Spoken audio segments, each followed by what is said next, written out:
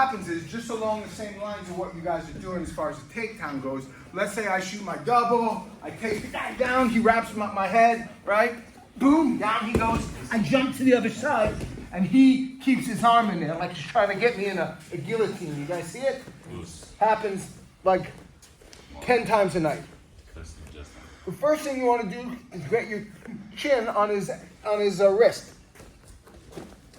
And then you take your shoulder and you put it to your chin. That locks his arm in. He's here usually going to keep trying to get on his side. The other way. Yeah, that's what he's going to do, and he's going to be squeezing your neck. Lock it. Put your hand here. This hand is the most important one. It walks up until you start to turn the guy's body. Then you just grab. You all right? Yep. It's a nasty sleeper. Oh, that's it? Yeah. Come here. I think he has to be on his back. No, he doesn't. Now, please understand, guys. This is like the perfect setup for the Von Flue. And you know how many times it's perfect? That many.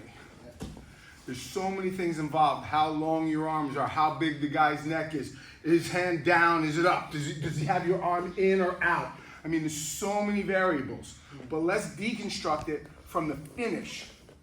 Because the variability here is what's going to make this position. So he's got me in the guillotine, he's squeezing here. I turn and I grab. He now got his hand stuck. Pull it out. Can't. This hand walks until his body turns.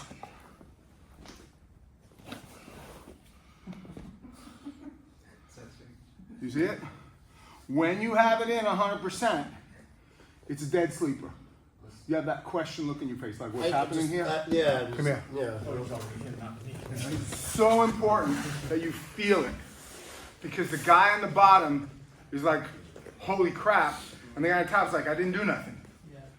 So you wrap the head, the guy's trying to guillotine, whatever. You flatten him. You lock this in. Take your hand out.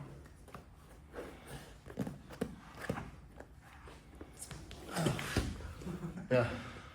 So it's the shoulder pressure that's making you go to sleep. I think that was probably your question. Like what's happening? So what's happening is, like it's the shoulders. because I have his hand locked like this, his own shoulder is smashing this.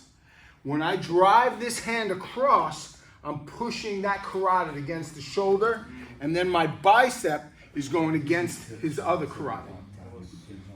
You guys see that? So again, though,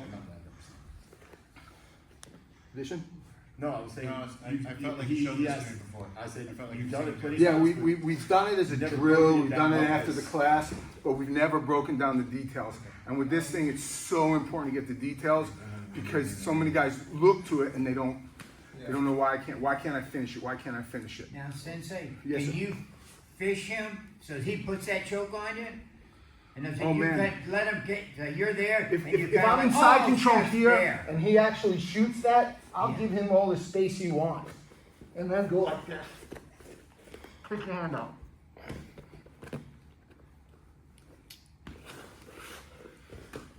Okay. But most of the time, it happens in a takedown. Most of the time.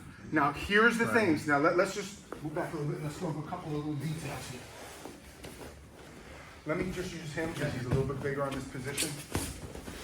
If you do this position to a bigger guy here, and you have him here, and he's fighting, he has both hands in here like this, and you start to lean like this, he's going to turn you. You're putting too much weight forward. And when I tell you in the middle of a match, that's what's going to happen. Every time. The guy's going to start turning. And if you don't have it set just right, which you're never gonna, over you go. You follow what I'm saying? So it's really a weird position here where first, lock, walk. Now, if you don't walk this deep enough, you're going to be sitting here like this. How come it's not working? You gotta keep this locked till you feel his body start to turn. Let's try it. Come back and break it down. 1, 2, 3.